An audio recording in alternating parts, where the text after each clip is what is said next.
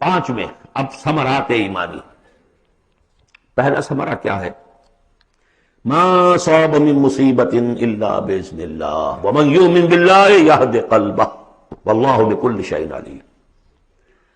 اگر اللہ پر ایمان حقیقت میں دل میں پیدا ہو گیا تو تمہیں معلوم ہے کہ پتہ تک جنبش نہیں کر سکتا جب تک کہ اللہ کا اذن نہ ہو. تم پر کوئی مصیبت کیا بغیر اللہ کے اذن کے آ گئی ہے؟ کیا بغیر اس کے علم کے آ گئی ہے؟ اور اگر اللہ کی اذن سے آئی ہے تو تمہارے ایمان کا تقاضا ہے کہ سمجھو کہ اس میں خیر ہی ہوگا، چاہے یہ مجھے اس وقت بری لگ رہی ہے، مجھے اچھی نہیں لگ رہی ہے، خیر ہوگا. عسیٰ ان تکرہوا شیئا وہو خیر لکم. لہذا بندہ مومن کی زبان پر کیا دل میں بھی کبھی اللہ کے خلاف شکایت کا انداز پیدا نہ ہو. یہد قلبہ، تسلیم و رضا، جو اللہ کی طرف سے آئے.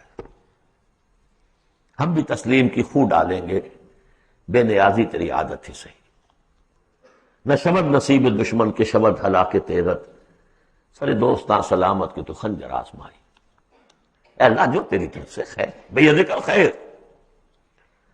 یہ تسلیم و رضا ہے، مقام تسلیم. علامہ اقبال نے بہت پرشکو انداز میں کہا ہے کہ اقدہا کے مقام رضا کشود مرا، برو کشید ز پیچا کے ہست و بود مرا. آدمی میں تکلیف کیوں آئی، کیا آئی، اس نے کیا، اس نے کر دیا، یہ ہو گیا تھا، وہ ہو گیا تھا، یہ نہیں کرنا چاہیے تھا، میں نے یہ کام غلط کیا. لگے رہو اسی پیچ و تاب.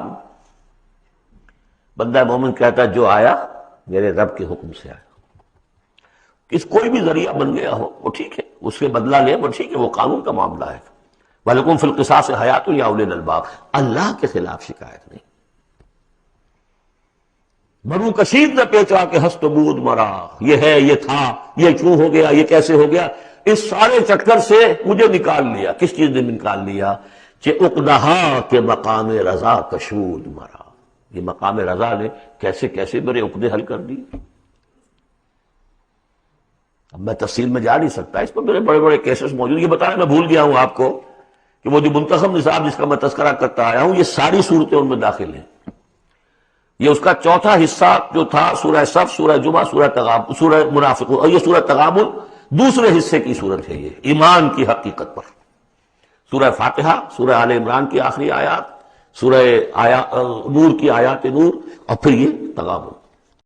Like and subscribe for more videos.